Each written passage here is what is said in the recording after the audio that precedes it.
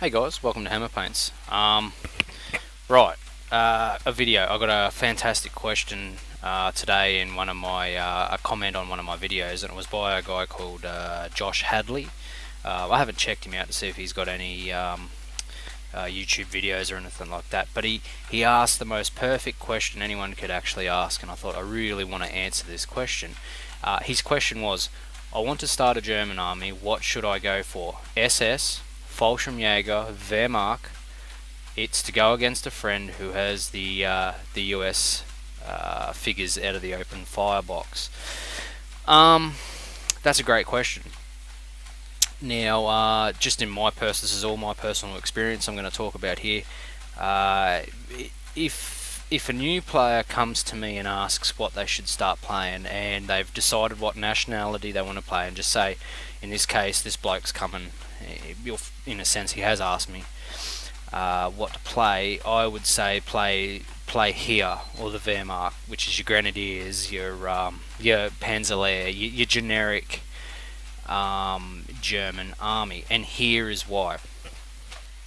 Number one, SS is very hard to play with. You get bugger all figures for what you pay for. Now I've just got the I'll just grab the Grey Wolf just real quick. We'll just flip open and we'll find an SS company. Alright, we've got Totenkopf here. This is just for an example. With SS, you're getting your normal 6 characters, 6 stands. I'll just put this in. But you're playing for 3 squads here, which is even if this is even without half tracks. The half tracks come with these. It's not an extra cost or anything like that versus other companies. You're paying 260 points for effectively 7 figures on the board, and if you would, and that's for the fearless vet guys, which is Totenkopf. But if you wanted, say, fearless trained, which is a little bit cheaper and a little bit easier to play, which are also SS, you're still paying 200 points. Now what happens is, the problem is with the SS is they are extremely nasty. They don't go away. They usually get some of the best weapons. Like you basically always MGs, so you get a large rate of fire. But the problem is new players will get very discouraged very quickly because you have bugger all on the board. So if you go up against, say, confident train, confident vet, American, British, or anything like that, you're going to be outnumbered. As a new player, that's not a good thing. You really, and you're going to get discouraged very quickly from Flames of War, because you're going to think, well, shit, I've got hardly no characters on the board. I'm getting friggin' punched in the ding dong every 5 minutes. And that's just because of the lack of experience that you've got with playing. So as time goes on and the more experience you get, you will find that the SS are quite a fun army to play with. So in that case, I would say Wehrmacht.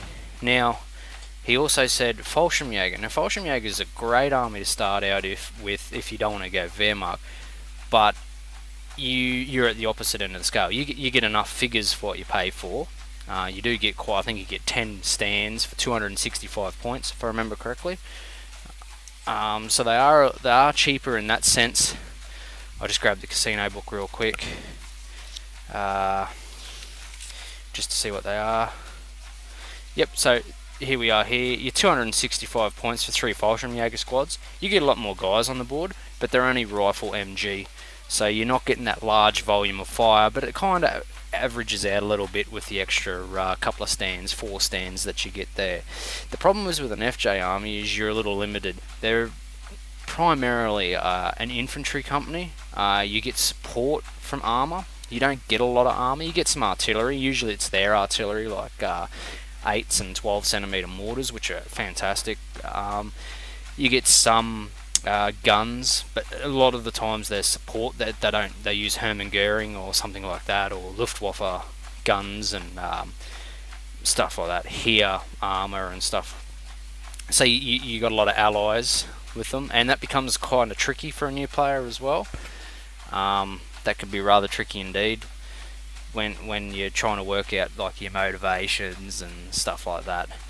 So they're all good armies. You got you know, your SS, your FJs, and the Wehrmacht. They're all really fun and great to play with. But as a new player, the advice I would give, you're probably going to have a lot more fun, more success with just sticking with a meat and potatoes German army, which is basically your Space Marines of the Flames of War. And the reason is you get everything. There's lists out there. You can take everything. You can take Nebelwerfer's armor, big cats, little cats, friggin' obscure stuff. Whereas with the SS and stuff like that, but once you've bought your infantry divisions and stuff like that, you don't have a lot of points to play with to buy armor, and the armor is very expensive. And once you lose it, you feel it a lot more than if you had a Wehrmacht. So, say you had some, for instance, some Panthers, and some Panthers got knocked out in your SS, you're gonna really feel that for the rest of the game. That's detrimental to that army to lose those Panthers. Whereas if you're the Wehrmacht, you've got a lot of backup, because the points are there to put a lot of backup. So it's not such a hard hit, and becomes a more funner game. So you're not going to be so whitewashed with more characters from these opposing armies. But the FJs are real fun too. They're a slow army, as I said. They're more primarily infantry, which get a lot of allied, which is a whole new set of rules. And as a new player, you just want basic rules. But they are fun. Once you get more experienced with the game, you'll find branching out into these other armies will be a lot better. You'll probably find you'll have a lot more fun and success with them. Now, I'm not telling you to go and don't buy an SS or a Fallschirmjäger army. If you got the mentality to sit there and you got the maturity to cop a beating and learn that way, that's great. I mean, more power to you. There's not a lot of people out there like that.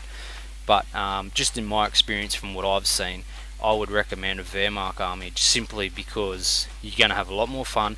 And not only that, it crosses over into every theatre. So you can play that Wehrmacht army in early if you want. You could play it in mid, and you can play it in late. It's quite a versatile army. You can play it in Russian front, you can play it in Normandy. Doesn't matter where. You just tip whatever book you got. If you got the figures, you can play. Where the Fallschirmjäger and stuff like that are a little bit more limited. You can play them in all theatres, but the expense becomes a lot more. You know, you become very limited in early war and mid war. They're expensive. Late war, they're priced around about pretty right, but then you're missing a lot of things too. So, and the SS are just plain expensive all round. Simple, but once you learn how to play with an SS army, it can be quite fearful. So, without sounding like I'm telling you what to do there, I hope that gives you some information on what to do. I hope that points you in the right direction, because when I first started Flames of War, it's quite a daunting thing. You know, you got that many armies and that many selections. It's quite it can be quite daunting to know which way to head. So that's my advice. From there, mate, it's up to you, eh? Cheers for the message, and thanks, guys.